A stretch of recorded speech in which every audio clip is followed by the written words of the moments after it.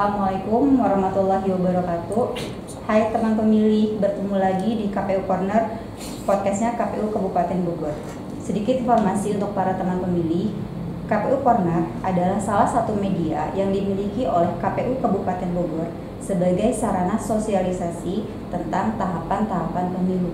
Nah, berbicara tentang tahapan pemilu, pada hari ini, tanggal 14 Mei, adalah hari terakhir untuk tahapan pengajuan bakal calon DPRD Kabupaten Kota Bogor. Pada tahapan ini pula, kami KPU Kabupaten Bogor memfasilitasi para pimpinan parpol yang ada di Kabupaten Bogor untuk hadir sebagai tamu dan narasumber di podcast kami. Dan pada hari ini kita kedatangan dari Partai Politik Gelombang Rakyat Indonesia, dan kita akan berbincang-bincang dengan Ketua DPD dan Ketua Bidang Media. Assalamualaikum warahmatullahi wabarakatuh, Pak. Waalaikumsalam warahmatullahi wabarakatuh. Bapak Ketua DPD dengan Bapak Wiwit Purnawan, ya, dan Ketua Bidang Media Bapak Muhammad Yusuf. Ya, apa kabar? Sehat, alhamdulillah. Alhamdulillah sehat. Oke, sebelum ke pertanyaan ini, mau nanya sedikit dulu. Untuk hari ini, apakah ada persiapan khusus untuk datang ke KPU untuk pengajuan bakal calon dari Partai Gelora? Ya, saya sebut Gelora aja ya. Iya, Partai Gelora. Iya, gimana tuh Pak? Apakah ada persiapan khususnya? Betul. Jadi ini satu tahapan di dalam pemilu yang sudah terjadwal. Tentu ini membutuhkan persiapan yang cukup serius ya, karena kita akan memenuhi persyaratan-persyaratan kawan-kawan bacalek ya untuk kita daftarkan pada hari ini di KPU. Bukan hanya persiapan yang sebentar, ini persiapan yang lama kita ini ya. Semenjak mulai tahapan kita pendaftaran bacalek itu sudah kita persiapkan gitu. Sampai akhirnya alhamdulillah hari ini kita bisa membawa seluruh persyaratan yang ada. Dan persiapan khususnya ini ya terutama persyaratan bacalek itu, dan itu harus khusus karena tidak mungkin dadakan, tidak mungkin serampangan ya, supaya kita semuanya bacalek 55 bacalek yang kita daftarkan itu semuanya memenuhi syarat. Nah, kalau bahkan kawan-kawan hari ini itu sudah standby ya, saking senangnya ini kita daftar ini dari jam 2 siang tadi sudah standby gitu ya, untuk daftar bareng-bareng gitu kan. Dan teman-teman cukup antusias ya. Tentu ini satu kebahagiaan ya untuk kami Partai Gelombang Rakyat Indonesia yang ini adalah event pertama bagi partai kami. Oke, untuk Bapak Yusuf nih, apakah ada kendala tersendiri untuk mempersiapkan hari ini?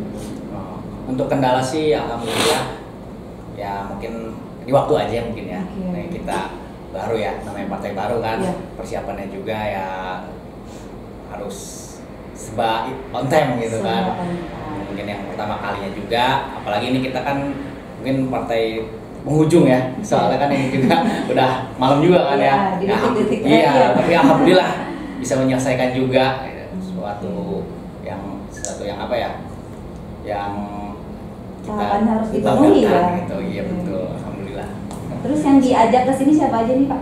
Alhamdulillah dari struktur ada, dari lengkap. Kalau bacalek lebih banyak sih bacalek, karena kan mereka juga kan ingin tahu kan ya, ingin tahu tahapannya, prosesnya seperti apa. Tanggapan Pak Wiwit tentang sistem silon ini gimana? Ya, ini secara pekerjaan mengenai pemberkasan ya, itu sebenarnya bagi kami itu cukup membantu. Tetapi yang tidak habis pikir ini, kita ini semuanya online, tapi berkas fisiknya pun juga kadang-kadang harus ada gitu kan ya. Ini mestinya kita, kalau kita percaya terhadap sistem ini, mestinya kita betul-betul ada sistem verifikasi yang bisa membuat kita itu aman gitu ya, dari dari terutama dokumen itu kan ya, terutama dokumen. Nah, kalau dari sisi pemenuhannya itu pemenuhan data sehingga nanti kita upload gitu kan ya. Satu sisi kita terus terang ada persyaratan. Alur. Secara alur ini kan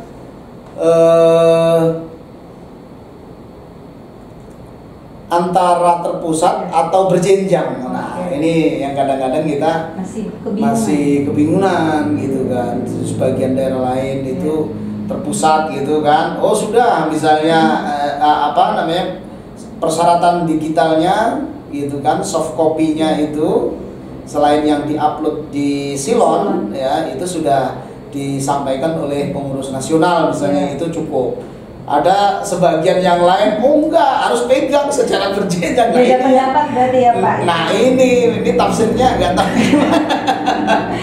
Nah, saya kira memang perlu ada semacam sosialisasi alur yang memang harus difahami oleh seluruh partai politik, sehingga kita memiliki semangat yang sama. Jangan sampai nanti juga KPU dikomplain gitu ya, dengan mungkin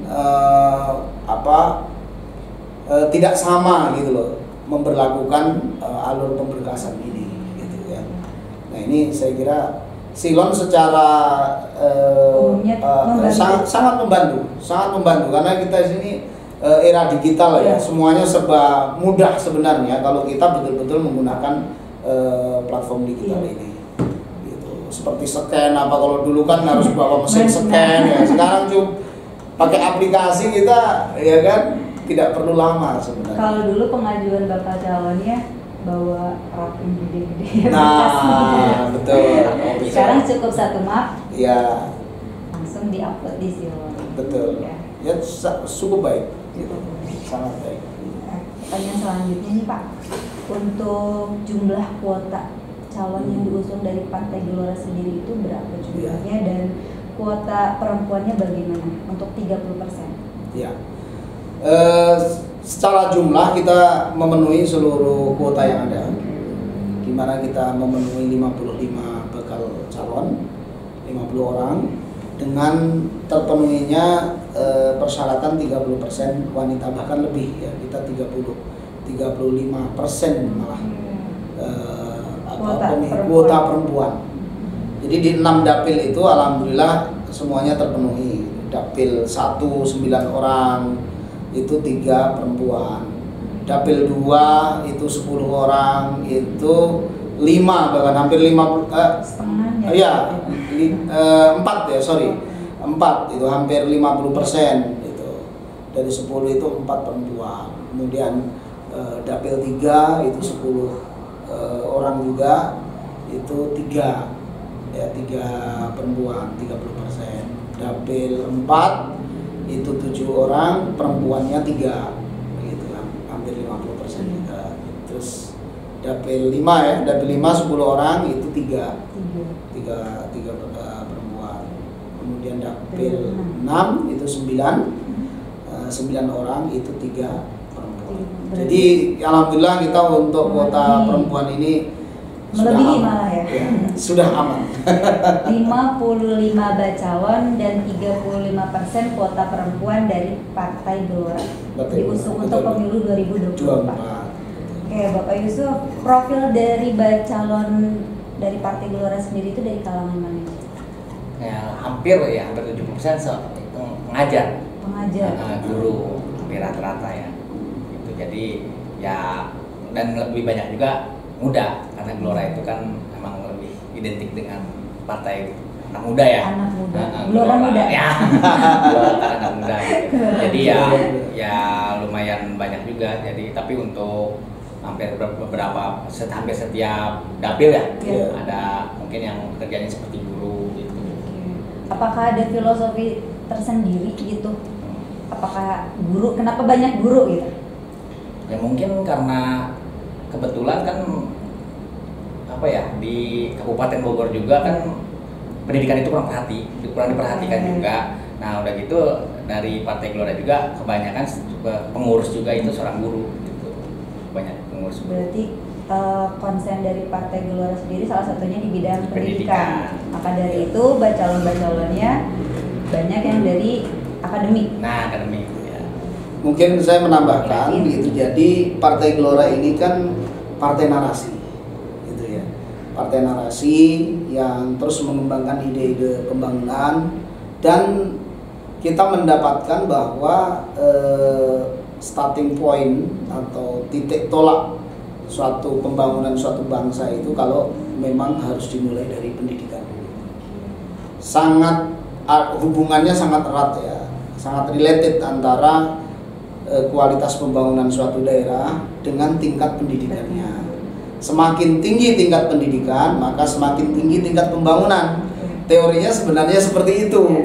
Artinya kita sudah tahu nih kalau mau meningkatkan pembangunan suatu daerah, maka yang harus kita betul-betul benahi dulu adalah SDM-nya. Dan SDM itu dari mana? Dari kualitas pendidikannya. Gitu. Lalu untuk target yang akan dicapai di pemilu 2024 dari Partai Gelora sendiri berapa kursi per dapil? Ya. Kita menargetkan 12 kursi. 12 kursi. Satu dapil 2 kursi. Satu dapil 2 kursi. Ada yang 3 mungkin.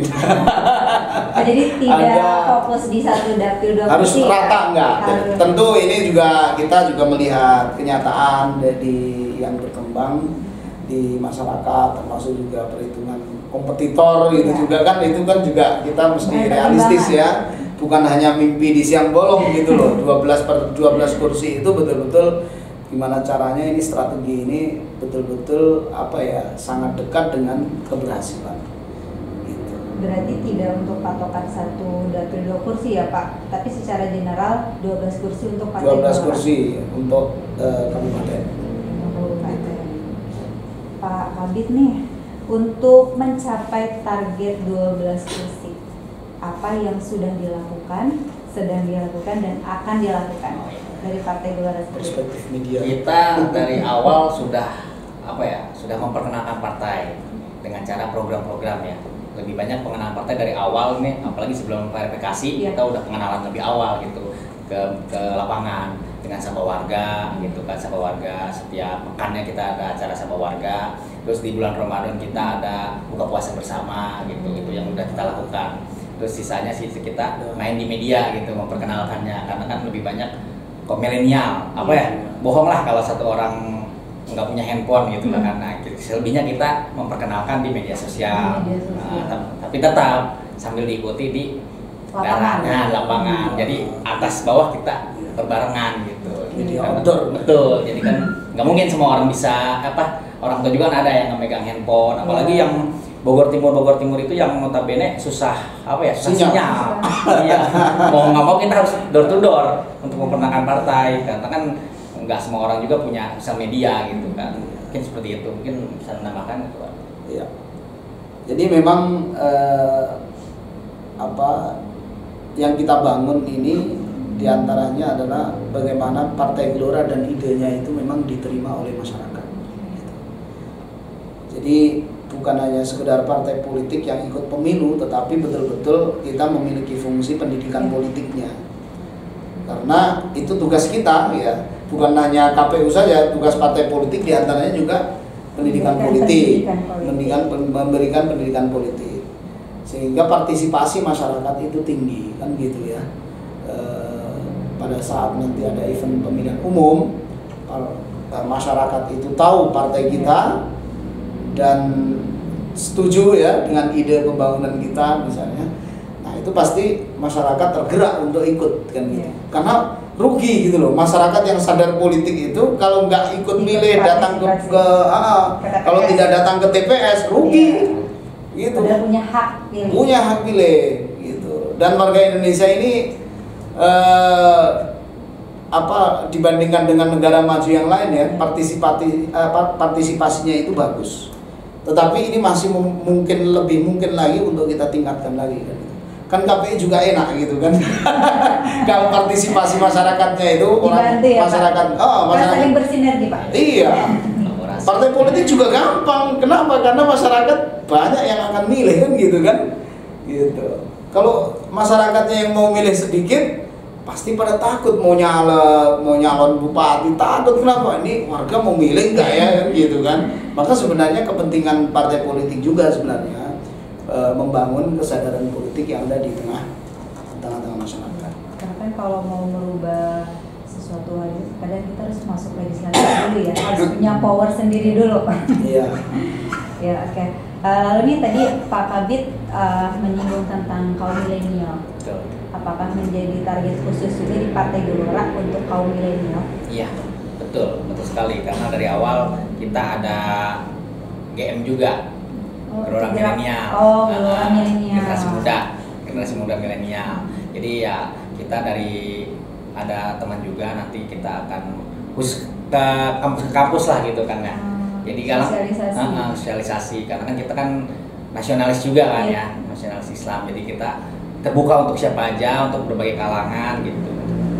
Pokoknya kita menggait anak muda lah gitu kan. Dari beberapa juga di DPC kita udah ada akademi sepak bola ya. Oh ya, gitu, masuk ke dunia ada juga. Gelora FC namanya gitu. Dan untuk bidang UMKM ada, terus tentang peternakan gitu. Jadi intinya sih sasarannya anak muda juga gitu. Dengan acara tiap akhir pekannya, webinar apa gitu. Iya. Mungkin sedikit terkait dengan generasi milenial ini. Terus terang kalau saya sendiri sebenarnya sudah di atas generasi itu gitu. Jiwa seperti ini. Ya, jiwa milenial. Dan kita tahu ini masalah milenial ini kan juga menghadapi situasi yang tidak gampang ya. Di mana banyak pesimisme yang tersebar di masyarakat untuk kawan-kawan milenial ini, termasuk misalnya tantangan pengangguran, terus kemudian pekerjaan, disrupsi lagi gitu kan. Sekali mereka buat satu kreativitas itu langsung yang lainnya niru kan gitu kan. Jadi relevansi satu kreativitas itu sangat pendek gitu kan. Maka itu juga satu tantangan yang kira-kira kaum milenial ini perlu mendapatkan kesempatan dan juga perlu mendapatkan coaching, pendidikan lagi memang ya. Dan kita memang menitipkan gitu kan, maju tidaknya bangsa ini kan tidak tentu satu generasi dengan yang lain itu satu rantai yang tidak putus. Generasi atasnya milenial setelah baby boomers Gen Z ya. Nah, Gen Z saya lah gitu kan. Gen Z lebih muda ya sama. Lebih muda. Lebih muda. Bapak Bumbar. Saya muda 2000-an. Bumbar angkatan bapak saya. Lebih muda dari sandwich mungkin ya. Sandwich generation yang kegencet lah kira-kira gitu antara tua sama muda kan. Nah, yang gen baby boomer, terus kemudian sandwich ini, terus kemudian milenial, terus kemudian gen selanjutnya, itu satu mata rantai kan, tidak bisa putus. Maka sebenarnya generasi yang berhasil itu kalau dia berhasil menyiapkan generasi penerusnya, sehingga pembangunan ada keberlangsungan, ada kesinambungan gitu. Nah, lalu nih Pak, untuk Partai Gelora sendiri, kan kita sudah tahu ya sekarang MK itu sedang mengolah untuk memutuskan apakah sistem untuk pemilu 2024 ini terbuka atau tertutup. Iya. Apakah ada harapan sendiri dari Partai Gelora, keinginan tersendiri? Oh iya, jelas. Ini sistem inilah yang menjadi kerisauan banyak setiap partai dan juga terutama para bacalek kan gitu ya. Dimana ada dilema di sana kan, dengan adanya dua sistem itu mau terbuka atau tertutup, tentunya itu ada dampak yang nanti akan dihadapi oleh partai dan bacalek tersebut kan gitu ya. Nah, kami Partai Gelora punya harapan karena ini partai baru, partai yang mengedepankan pendidikan milenial, kompetisi secara terbuka, gitu ya. Kompetisi secara terbuka tentunya nomor urut itu bukan menjadi kendala, gitu. Sehingga siapa yang menang ya memang diterima oleh masyarakat. Maka kami sangat berharap ini adanya sistem yang terbuka. Mau nomor 1, 2, 3 sampai 10 katakanlah gitu ya, memiliki kesempatan yang sama dan hasilnya bisa sama-sama dilihat kan gitu kan. Dan kalau tertutup ini kan ada satu ancaman itu bagi partai politik kalau tertutup, itu kan yang bakal menang nomor 1 kira-kira kan gitu kan.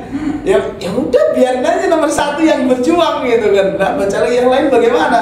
Nah ini juga bagi partai politik berat, ya kan. Kecuali mohon maaf ya, kecuali partai politik yang pro status quo, yang sudah 3-4 periode itu nggak mau ganti. Nah ini yang kita pengen ubah ini kan. Ya kalau begitu kita partai politik kan pendidikan politik ini, kalau nggak ada sirkulasi SDM di dalam partai politik itu kan ya masyarakat juga apatis, percuma ikut partai nggak jadi pimpinan juga. Kenapa? Ya sebelum itu mati kita nggak bakal bisa ganti gitu loh. Nah ini kan kalau kita mendukung sistem pergantian kepemimpinan secara demokratis mestinya ya betul-betul ini semuanya harus mendapatkan kesempatan yang sama, mau tua muda ya kan, berdasarkan kemampuan yang mereka miliki.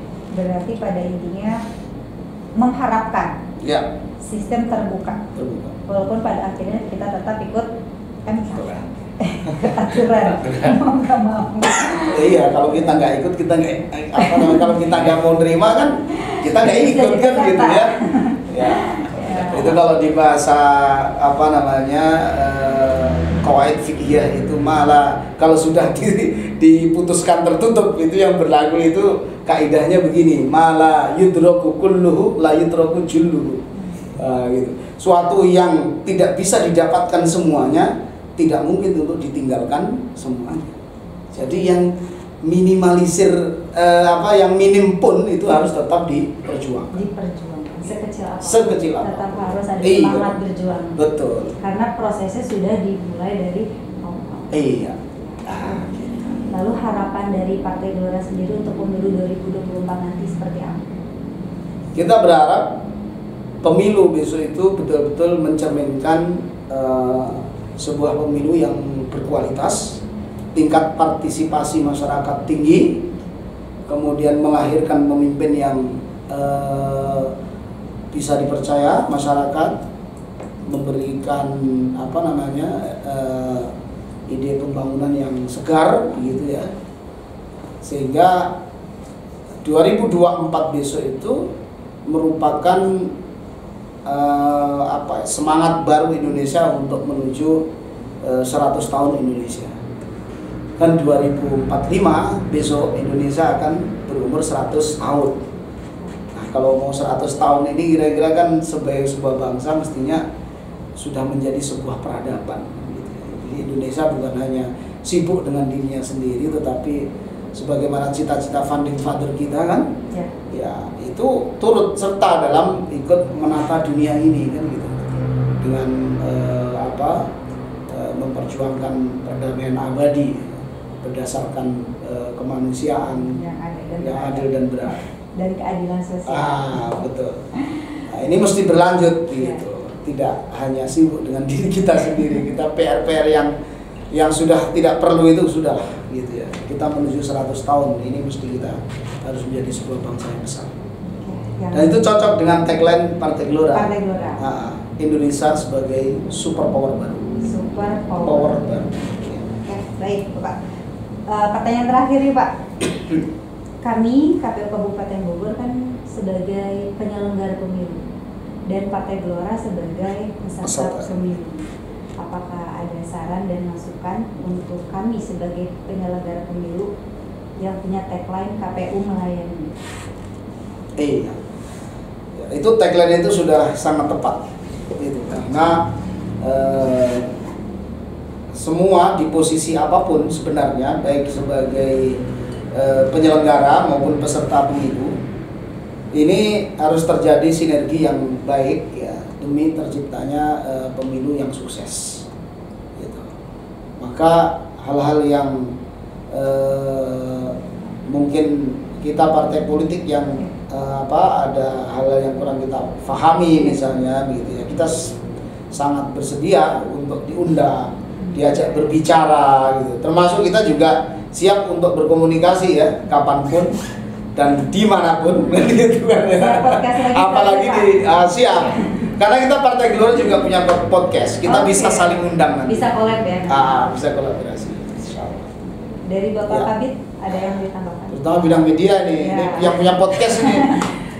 Ya harapannya sih ya untuk KPU sebenarnya saling bersinergi, berkolaborasi, dan selama ini juga kan KPU banyak membantu juga dari Perfa apa gitu kan. Intinya saling bersinergi gitu aja. Saling bersinergi. Ya, dan kolaborasi. Oke. Baik, terima kasih Bapak sudah datang ke podcast kami. Sukses, sehat dan bahagia selalu dan semoga semua targetnya tercapai. Amin.